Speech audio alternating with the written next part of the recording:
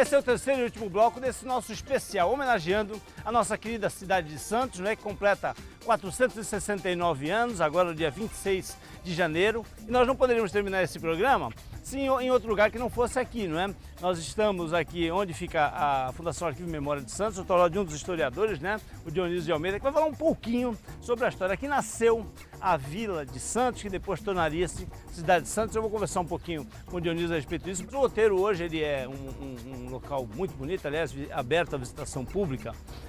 Mas ele passou por várias situações, né? Já teve invasão, já teve período também em que ele se tornou um cortiço. Vamos fazer um relato breve, sucinto, de toda essa jornada aí de tantos séculos. O Outeiro realmente tem essa história assim muito bacana, né? Primeiro que o Outeiro, esse nome de Morro Pequeno, ele se chama Santa Catarina por causa de uma capela que foi construída aqui pelos primeiros colonizadores, pelo Brás Cubas, inclusive, e ele está relacionado com toda uma história de invasão de piratas que começa em 1580, em 1590. Piratas ingleses? Piratas ingleses e franceses e holandeses. Então vai ter uma invasão em 1590, que é uma invasão do pirata chamado Thomas Cavendish, onde ele chega a Santos. Por ser protestante, ele invade a vila, destrói a capela de Santa Catarina, joga essa santa no mar, que Santa depois... Catarina de Alexandria, que foi jogada ao mar, não é? Isso, depois essa santa vai ser recuperada. Mais de 70 anos depois, não foi? Mais de 70 anos depois. Posteriormente, eles reconstroem a capela de Santa Catarina em cima do outeiro, e esse outeiro e essa capela eles vão existir até mais ou menos 1820. A partir daí eles começam a tirar terras e pedras do outeiro para fazer o aterramento dessa parte que nós hoje conhecemos como Centro Histórico de Santos. Isso vai sendo retirado gradativamente por uns 50 anos, e por volta de 1870 o que vai restar do outeiro são essas duas rochas que nós estamos vendo ao fundo. E aí um médico italiano chamado João Éboli compra o terreno, constrói a casa de cima no estilo de um castelinho, mora nela até mais ou menos 1915. A partir dessa data vai passar por vários donos. Na década de 70 já é como se tivesse aqui um cortiço, na verdade há um cortiço. A prefeitura compra aí mais ou menos no início da década de 80 o imóvel, e no início da década de 90 começa um processo de recuperação. A casa é reformada, restaurada, e aí em 91, 92 cria-se aqui o Centro da Memória Santista, que depois vai vir a ser a Fundação Arquivo e Memória de Santos. Que aliás este ano completa 20 anos, né, da sua fundação.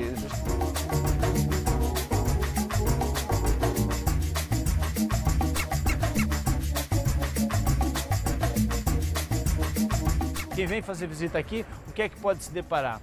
Então, aqui no Outeiro funciona um dos setores da Fundação Arquivo e Memória de Santos, que a gente chama de serviço educativo, onde nós atendemos as pessoas que se interessam em conhecer um pouco a história da cidade.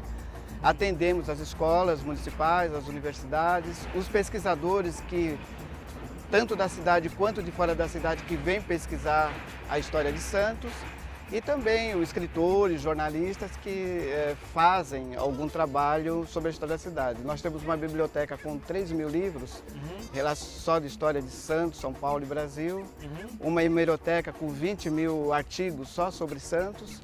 E aí a gente disponibiliza esse material e em cima dele fazemos esse trabalho de divulgar a história da cidade. Deixa eu lhe falar uma coisa, nós não vamos falar só aqui do outeiro, né? Nós vamos falar sobre outros pontos aí históricos da nossa cidade. O Dionísio comentou com bastante propriedade a respeito dessa recuperação que vem sendo realizada já há algumas décadas, né? Aproximadamente 20 anos aí, que Santos vem sendo recuperado, principalmente aqui o Centro Histórico, né? Onde nasceu a cidade de Santos. Mas nós temos algumas histórias que são curiosas e eu queria que você, como historiador, passasse para o nosso telespectador verdadeiro ou falso, né? Por exemplo, a Lagoa da Saudade, além, né, da história que é conhecida e comprovada do Jacaré do Papo Amarelo, que foi encontrado, aliás, uma família, né? Mas tem também há uma crença de que ali teria sido um vulcão antes da formação da lagoa. Isso é verdadeiro ou isso é lenda? Não, isso é mais lenda urbana, né? Assim, aqui no caso de Santos, não se tem assim, referência de ter havido um vulcão, né? O que nós temos de referência de um possível vulcão havido Foi uma situação que aconteceu aí no finalzinho do século XIX, começo do XX, que aqui nas proximidades do Paquetá havia um lixão, né? Era um lugar onde as pessoas depositavam, naquele momento, o lixo da cidade. E nós sabemos que o lixo, quando ele fica muito tempo acumulado, ele gera lá o metanol, né? Aquele gás. E aí, num determinado momento, houve lá um incêndio por conta desse gás, né? Inflamável. E aí surgiu a lenda desse vulcão. É a única referência que nós temos de um possível vulcão que não era vulcão na cidade. Voltando a falar sobre o monumento histórico, a Casa da Frontaria Azulejada, qual a importância dela? Me fala um pouquinho da história desse outro ponto importante que Santos mantém aqui no Centro Histórico. Então, a Casa de Frontaria assim, é uma casa que foi construída em 1865, uma casa residencial, construída por um português chamado Joaquim Manuel Ferreira Neto. Na época, considerado uma das pessoas mais ricas de Santos, dono de navio. E, por conta disso, construiu aquela casa, né, que na época era a maior casa residencial de Santos. A frente dela ficava na Rua do Comércio e os fundos dava para o mar. Até inclusive, com uma curiosidade, no fundo dela havia uma entrada para barcos. Olha só. Pequenos barcos. E a Frontaria Azulejada por conta dos azulejos, né, que foram trazidos de Portugal. Azulejos pintados à mão, né? Pintados à mão. E acabou se tornando uma das características principais da cidade. Também um equipamento muito importante para a cidade, né, esteve aí abandonado durante muito tempo, transformado em depósito. Passou para a prefeitura também na década de 90. E ali houve um restauro dessa frontaria e o espaço acabou se tornando um espaço cultural, né? Hoje ele é um espaço onde abriga aí diversas atividades de cultura, seja da cidade ou de fora dela também.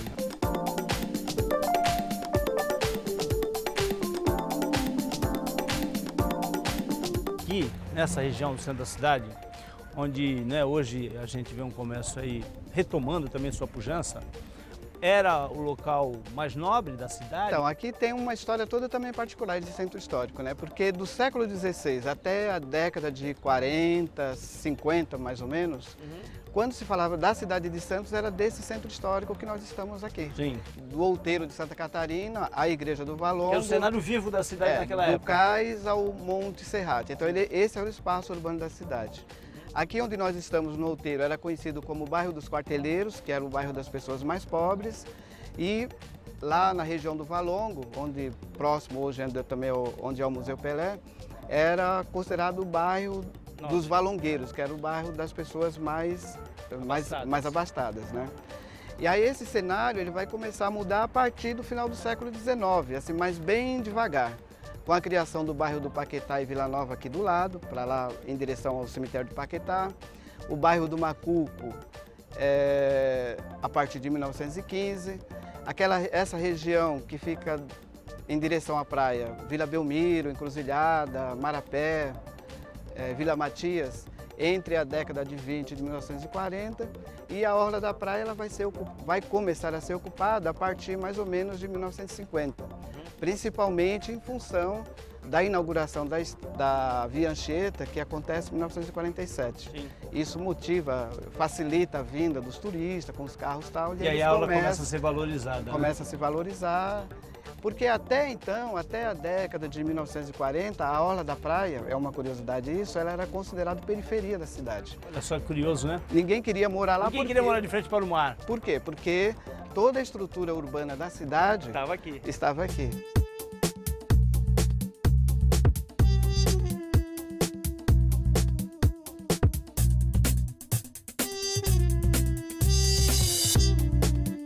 E todo mundo sabe também que dia 8 de setembro se comemora o dia da padroeira da nossa cidade, né? Nossa Senhora do Monte Serrat.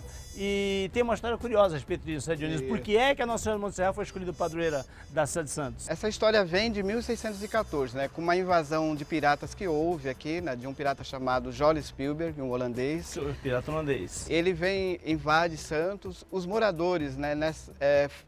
Para fugir dessa invasão e do saque que eles faziam, eles fogem para o Monte Serrate. E nessa subida do Monte Serrate acontece um desmoronamento que soterra e mata vários desses holandeses. Isso é atribuído como um milagre para salvar os santistas que estavam sendo perseguidos por esses invasores. Justamente. Aí o que acontece é que agora, na década de 1950, esse fato é retrazido para a história da cidade e é a justificativa para tornar Nossa Senhora do Monte Serrate a padroeira da cidade, que, como você disse, comemora no dia 8 de setembro. Aí a gente vai falar um pouquinho sobre essa coisa um pouco mais mítica, não é? Porque, de fato, foi algo que aconteceu e teve muitos relatos. Aquela história que eu estava comentando a respeito do fantasma, ou da fantasma, né? Da assombração do Paquetá. Como é que foi essa história, Dionísio? Então, essa é uma história também, faz parte das lendas urbanas, da cidade, da cidade, né? que nós temos.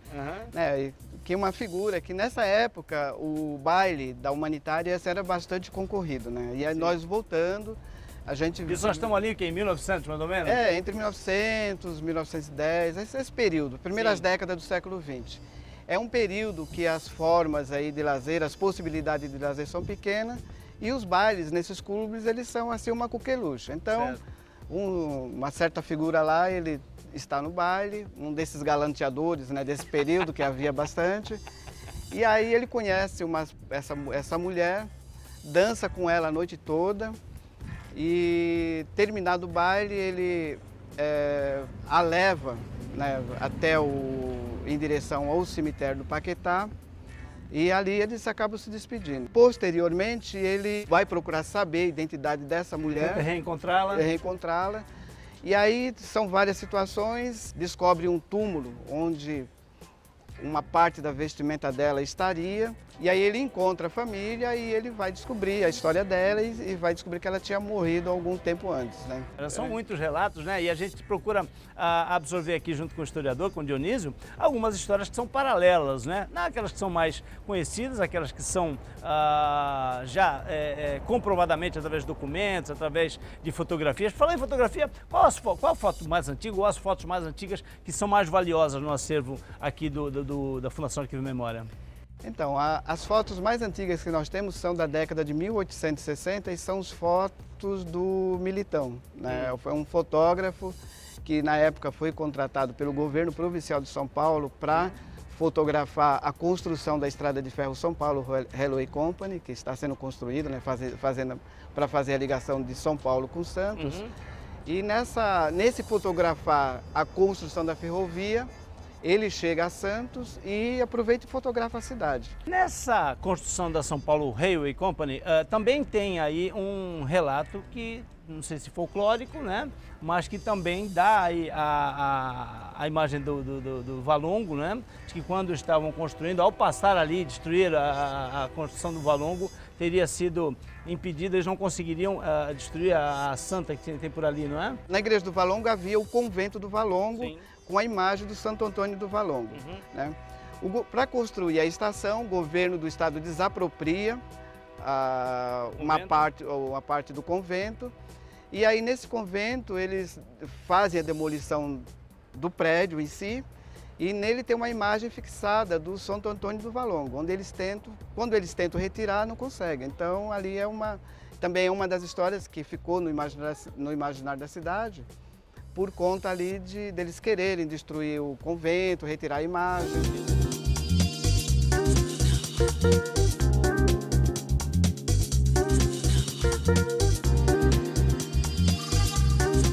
O Valdir Ruedas, aliás, foi um grande amigo nosso. Ele tinha essa paixão pela história.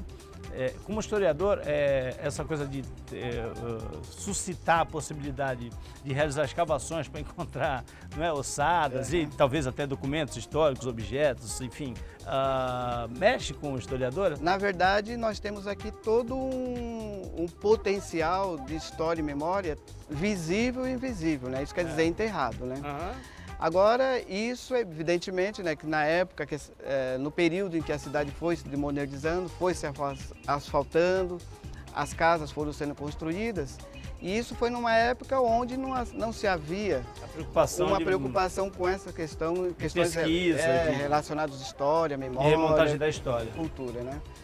Então, nós sabemos que esse centro histórico, na verdade, é um grande sítio arqueológico. Guarda grandes segredos ainda, né? E se ele for escavado, for pesquisado, uma grande parte da nossa história vai ser encontrada aí debaixo dessa terra.